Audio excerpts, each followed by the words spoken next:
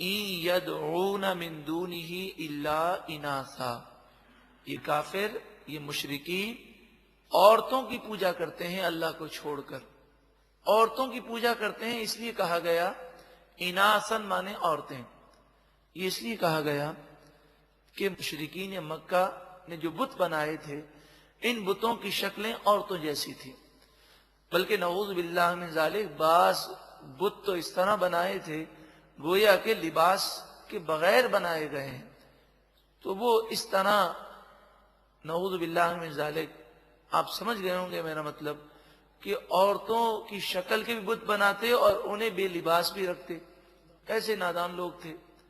پھر جو بت عورتوں کی شکل میں نہ ہوتے لیکن پھر بھی انہیں اس طرح زیورات پہناتے جیسے عورتوں کو زیورات پہنایا جاتا ہے۔ اور تیسری صورت یہ تھی کہ مشرکین مکہ نے بتوں کے نام لات، عزا، منات جو رکھے تھے یہ سب عورتوں کے نام ہیں، تو بتوں کے نام بھی عورتوں پہ رکھے تھے۔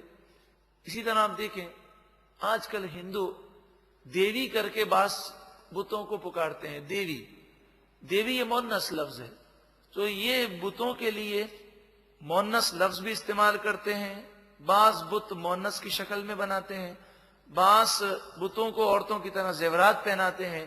تو ان مشرکین مکہ کو سمجھایا جا رہا ہے کہ یوں تو بڑے مرد بنتے ہو لیکن تمہاری حالت یہ ہے کہ عورتوں کے سامنے سجدے کرتے ہو، عورتوں کی شکل کے بتوں کی پوجا کرتے ہو۔ إِن يَدْعُونَ مِن دُونِهِ إِلَّا إِنَاثًا، یہ مشرکین اللہ کو چھوڑ کر عورتوں کی پوجا کرتے ہیں۔ وَإِن يَدْعُونَ إِلَّا شَيْطَانًا مَرِيدًا، اور وہ شیطان مردود کی پوجا کرتے ہیں کہ یہ عقل انہیں شیطان نے دی تو یہ شیطان کی باتیں مانتے ہیں۔ لعنہ اللہ، اللہ نے شیطان پر لعنت فرمائی۔ وقال، اور شیطان بولا، لَأَتَّخِذَنَّ مِنْ عِبَادِكَ نَصِيبًا مَفْرُوضًا، ضرور بضرور میں تیرے بندوں میں سے ایک مقررہ حصہ لوں گا۔ شیطان نے اللہ کی جناب میں چیلنج کیا کہ تیرے بندوں میں سے کئی لوگوں کو میں گمراہ کر دوں گا۔ وَلَأُضِلَّنَّهُمْ، اور شیطان نے کہا اور ضرور بضرور میں ان لوگوں کو گمراہ کروں گا۔ وَلَأُمَنِّيَنَّهُمْ، اور ضرور بضرور میں انہیں لمبی امیدیں دوں گا۔ آج ہم بھی لمبی امیدوں میں وابستہ ہیں، ابھی توبہ نہیں کرتے، ذرا حج کر کے آ جاؤں پھر بالکل نیک بن جاؤں گا، ذرا رمضان آ جائے پھر پکا نمازی بن جاؤں گا، ذرا ان بچوں کی شادی سے فارغ ہو جاؤں پھر اس کے بعد سنت پر عمل کروں گا، ذرا کام دھندوں سے فارغ ہو جاؤں، بڑھاپا آ جائے تو بڑھاپے میں کیا کرنا ہے، ہم اللہ اللہ ہی کریں گے۔ لیکن بڑھاپا کس نے دیکھا، بچوں کی شادی سے فارغ کب ہوں گے، حج کرتے ہوئے کس نے دیکھا ہے، ہو سکتا آج اور ابھی موت آ جائے۔ تو یہ لمبی امیدیں شیطان دیتا ہے۔ وَلَآمُرَنَّهُمْ فَلَيُبَتِّكُنَّ آذَانَ الْأَنْعَامِ، ضرور بضرور میں انہیں حکم دوں گا، پھر ضرور بضرور وہ جانوروں کے کانوں کو چیریں گے۔ مشرکین مکہ نے ایسا کیا کہ جب اونٹنی 5 مرتبہ بچے کو جن دیتی تو پھر اس اونٹنی کا نام وہ بحیرہ رکھتے اور اس کے کان کو چیر دیتے اور کہتے جس اونٹنی کا کان چیر دیا جائے اس کا کھانا بھی حرام ہے، اس کے اوپر سوار ہونا بھی حرام ہے، اس کا دودھ پینا بھی حرام ہے، اس لیے کہ یہ اونٹنی ہم نے اپنے بتوں کے نام پر چھوڑ دی ہے۔ ضرور بضرور وہ جانوروں کے کان چیریں گے۔ شیطان نے کہا اور لوگوں نے ایسا کیا۔ وَلَآمُرَنَّهُمْ فَلَيُغَيِّرُنَّ خَلْقَ اللَّهِ، اور ضرور بضرور میں انہیں حکم دوں گا کہ وہ اللہ کی پیدائش کو اور اللہ کی بناوٹ کو چینج کریں، تبدیل کریں۔ اس کے تحت مفسرین فرماتے ہیں اس سے مراد یہ ہے کہ مرد عورت کی نقل کرے یا عورت مرد کی نقل کرے، اس سے مراد یہ ہے۔ اسی طرح اللہ تعالیٰ نے داڑھی شریف عطا فرمائی مرد کے لیے، تو اسے مونڈ دینا یہ بھی شیطان کی پیروی ہے اور اللہ کی بنائی ہوئی چیز کو چینج کرنا ہے۔ اسی طرح ہمیں بنانا، آئی برو جو بنائے جاتے ہیں، اسے بھی اس آیت کریمہ کے تحت حرام کہا گیا۔ بعض خواتین اپنے بالوں میں نقلی بال جوڑتی ہیں، نقلی بال سے مراد انسانی بال، وہ جوڑ کر بالوں کو لمبا کرتی ہیں، یہ بھی حرام کہا گیا۔ ہاں، چند چیزیں نبی کریم صلی اللہ علیہ وآلہ وسلم نے اس سے مستثنا فرمائی۔ تو احادیث طیبہ کی روشنی میں یہ ہے کہ سر کے بال مرد کے لیے کاٹنا جائز ہے، عورت نہیں کاٹ سکتی جب تک شرعی اجازت نہ ہو۔ اسی طرح جسم کے اور بال جو بھووں، پلکوں اور داڑھی شریف کے علاوہ ہوں، مردوں کے لیے وہ بال کاٹنا جائز ہیں، عورتوں کے لیے بھی جائز ہیں۔ عورت کے لیے داڑھی شریف اگر عورت کی نکل آئے تو اس کا کاٹنا عورت کے لیے مستحب ہے۔ ہاں، مرد کے لیے داڑھی کے بال کاٹنا حرام ہے جب تک ایک مٹھی داڑھی نہ ہو جائے۔ تو شرعی مسئلہ یہ ہے کہ اگر ہم اس پر عمل نہ بھی کرتے ہوں تو اس پر ایمان لانا ہمارے لیے انتہائی ضروری ہے۔ ہم اس بات کو ضرور مانیں، عمل نہ کرنا اور چیز ہے، لیکن جو غلط ہے اسے غلط تسلیم کرنا چاہیے۔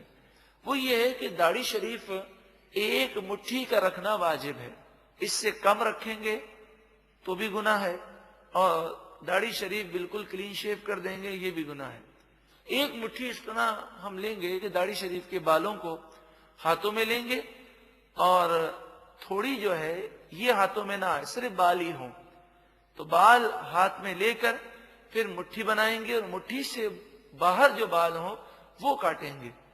اگر داڑھی شریف ایک مٹھی سے کم ہوئی تو بھی حرام ہے، اور داڑھی شریف بالکل ہی ختم کر دیں گے، کلین شیو ہے، تو یہ بھی حرام ہے۔ میں نے پہلے بھی عرض کیا کہ اگر ہم عمل نہیں کرتے تو کم از کم اس غلط کو غلط ضرور مانیں کہ ہم کرتے ہیں، غلط کرتے ہیں اگر ایک مٹھی سے کم کرتے ہیں۔ اسی طرح نبی اکرم صلی اللہ علیہ وآلہ وسلم نے ان عورتوں پر لعنت فرمائی جو مردانہ نقل کریں۔ غور کرنا چاہیے ان خواتین کو اور ان بچیوں کو بھی کہ جو مردانہ لباس پہنتی ہیں یا مردانہ بال رکھتی ہیں، اس پر لعنت فرمائی گئی۔ اب اگر چھوٹی بچی کو ہم پہناتے ہیں تو ہم گناہ گار ہوں گے، اور وہ بالغ بچی ہے خود پہنتی ہے تو خود گناہ گار ہوگی۔ اسی طرح بعض مردوں کو دیکھا گیا کہ وہ عورتوں کی طرح بال رکھتے ہیں، چٹیا بھی بنتے ہیں، اس پر بھی نبی کریم صلی اللہ علیہ وآلہ وسلم نے لعنت فرمائی۔ اور نبی کریم صلی اللہ علیہ وسلم جب لعنت فرمائے تو اس کے معنی یہ ہے کہ رسول اللہ صلی اللہ علیہ وسلم نے ایسے شخص کے لیے دعا فرمائی کہ یا اللہ تو اسے اپنی رحمت سے دور کر دے۔ جو عورت مردانہ لباس پہنے، مردانہ چال اپنائے، مردانہ نقل کرے، اس پر حضور نے لعنت فرمائی۔ اسی طرح مرد پر لعنت فرمائی جو عورتوں کی نقل کرے۔ یہاں تک کہ آپ کو حیرت ہوگی، حدیث پاک میں یہ الفاظ موجود ہیں کہ جو عورت مردانہ چپل پہنے، مردانہ جوتے پہنے، اس پر بھی حضور نے لعنت فرمائی ہے۔ تو اب مردانہ لباس پہننے پر کتنی لعنتیں ہوں گی، اللہ ہمیں عقل عطا فرمائے۔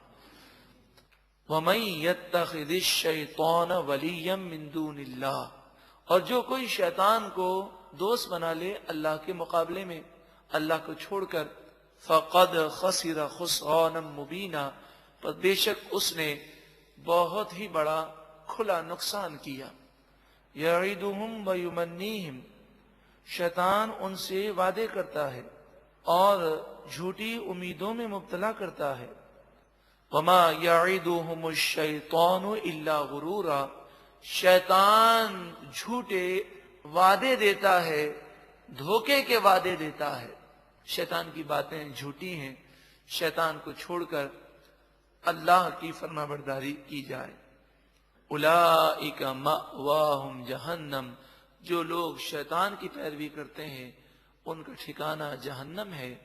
ولا یجدون عنہا محیصا، اور ایسے لوگ عذاب سے بچنے کی کوئی جگہ نہ پائیں گے۔ محترم پیارے بھائیوں، ابھی میں نے عرض کیا کہ گناہ کو گناہ سمجھنا ضروری ہے۔ یہ یاد رکھیے، گناہ کرنا گناہ ضرور ہے، مگر اس سے بڑا گناہ یہ ہے کہ گناہ بھی کیا جائے اور گناہ کو گناہ نہ مانا جائے۔ آج افسوس کا مقام ہے لوگ فلمیں ڈرامے دیکھتے ہیں اور بے شمار گناہ کرتے ہیں. پہلے زمانہ یہ تھا، پہلے دور ایسا تھا کہ لوگ اس قدر دین کے قریب تھے کہ غلط کو غلط سمجھتے تھے. اب ایسے نادان بھی ہیں کہ ان باتوں کو وہ غلط تسلیم کرنے کو تیار نہیں. اللہ تعالی ہمیں عقل سلیم عطا فرمائے کہ گناہ کو گناہ سمجھنا انتہائی ضروری ہے کہ بسا اوقات گناہ کو گناہ نہ سمجھیں تو ایمان ضائع ہو جاتا ہے. والذین آمنوا، اور وہ لوگ جو ایمان لائے، وعملوا الصالحات، اور انہوں نے اچھے عمل کیے، سندخلہم، ان قریب ہم انہیں داخل کریں گے، جنات، باغات میں، جنتوں میں، تجری من تحتها الانہار، جس کے نیچے نہریں رواں دواں ہیں، خالدین فیہا ابدا، ہمیشہ ہمیشہ ان جنتوں میں رہیں گے. جنت میں یوں تو بے شمار نعمتیں ہیں، لیکن ایک ایسی نعمت ہے کہ جس کی تمنا جنتی بار بار کریں گے، وہ جنت میں اللہ کا دیدار ہے. جنتی نعمتوں میں سب سے بڑی نعمت اللہ کا دیدار ہے. مفسرین فرماتے ہیں کہ اللہ کا دیدار اسے نصیب ہوگا جس نے اپنی آنکھ کی حفاظت کی ہوگی. آئیے ہم بھی نیت کریں کہ ہم اپنی آنکھ کو اللہ کے دیدار کے قابل بنائیں اور اپنی آنکھ کی حفاظت کریں. وعد اللہ حقا، اللہ کا وعدہ سچا ہے. ومن اصدق من اللہ قیلا، اور اللہ سے بڑھ کر کس کی بات سچی ہوگی؟ سب سے سچا اللہ ہے. لیس بامانیکم ولا امانی اہل الکتاب، مشرکوں نہ تو تمہاری من گھڑت باتوں کے مطابق فیصلہ ہوگا اور نہ ہی اہل کتاب کی من گھڑت باتوں کے مطابق فیصلہ ہوگا. یعنی اہل کتاب اور مشرکین مکہ نے جو خیالات اور جو تصورات باندھے ہوئے ہیں اس کے مطابق فیصلہ نہیں ہوگا. فیصلہ کیسے ہوگا؟ قیامت کے دن سنو، من یعمل سوءا یجز بہ، جو برا عمل کرے گا اسے اس کا بدلہ دیا جائے گا. یہ فیصلہ ہے.